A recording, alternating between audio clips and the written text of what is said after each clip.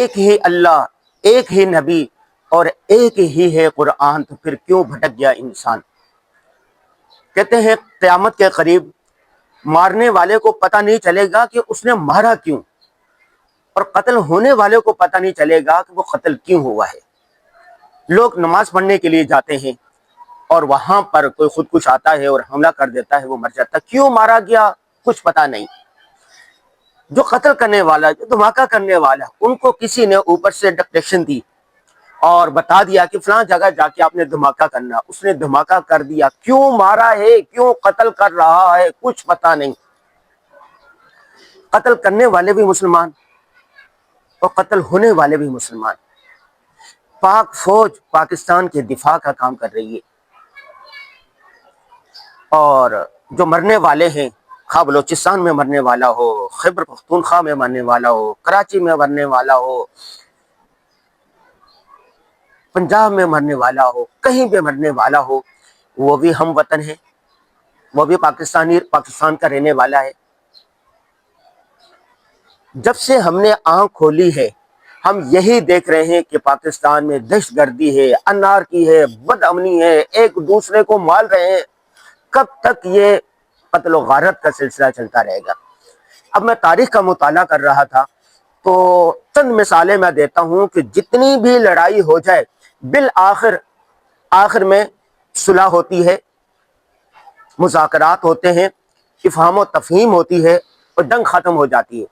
امریکہ 20 سال تک افغانستان میں رہا، بالآخر طالبان کے ساتھ مذاکرات ہوئے اور جنگ کا خاتمہ ہوا۔ پاک بھارت حالیہ جنگ ہوئی، دونوں نے ایک دوسرے کو مارا، بالآخر مذاکرات ہوئے اور صلح ہو گئی۔ سیرت میں دیکھیں رسول اللہ صلی اللہ علیہ وسلم نے کیا کہا؟ معاف کرو، آگے بڑھو۔ فتح مکہ کے موقع پر اپنے جان کے دشمنوں کو معاف کر دیا، ہندا کو معاف کر دیا، فلاں کو معاف کر دیا، سب کو معاف کر دیا اور کہا ہتھیار پھیر دو، تمہیں امن ہے۔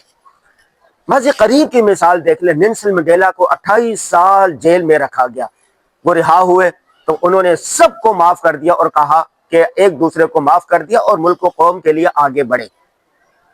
کیا ہی اچھا ہو، کیا ہی اچھا ہو، کیا ہی اچھا ہو کہ ہتھیار پھینک کر مذاکرات کا راستہ اپنایا جائے، ایک دوسرے کو معاف کیا جائے۔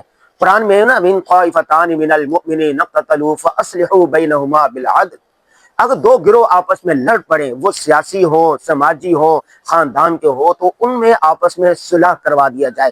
میں ایک رپورٹ پڑھ رہا تھا، پوری دنیا کے اندر عدالتوں کا بوجھ کم کرنے کے لیے میڈیشن کو، صلح کو، امن کو رواج دیا جا رہا ہے۔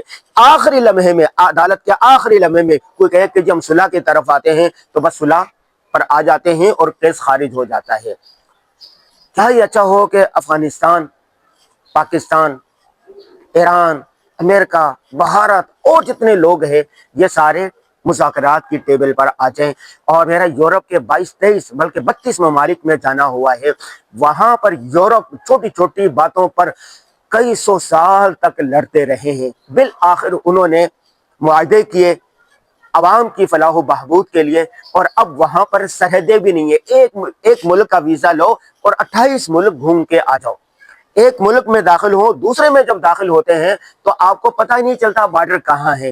بھارت اور پاکستان میں 75 سال سے جنگیں ہو رہی ہیں، آدھا سے زیادہ وسائل دونوں ممالک کے جنگوں پر خرچ ہو رہے ہیں، اور عوام انڈیا کی ہو یا پاکستان کی ہو بدحالی کی زندگی گزار رہی ہے۔ اب گزشتہ 5 سال تھے افغانستان اور پاکستان اور افغانستان جو یک جان دو قالب کی طرح تھے شروع سے لے کر، لیکن اب وہ ایک دوسرے کے جانی دشمن ہوئے، ایک دوسرے کو مار رہے ہیں، ایک دوسرے کے دشمنوں کو پناہ دے رہے ہیں۔ خدا کے لیے وہ بھی کلمہ پڑھنے والے، ہم بھی کلمہ پڑھنے والے، وہ بھی ایک اللہ کو مانے، ہم بھی اسی اللہ کو ماننے والے، وہ بھی اسی نبی کو ماننے والے، ہم بھی اسی نبی کو مانے، وہ بھی اسی قرآن کو ماننے والے، ہم بھی اسی قرآن کو ماننے والے، تو پھر کیوں بھٹک گیا ہے انسان؟ اللہ کرے سب کو سمجھ مل جائے اور سب امن کی طرف آ جائیں، ایک دوسرے کو معاف کریں اور آگے بڑھیں۔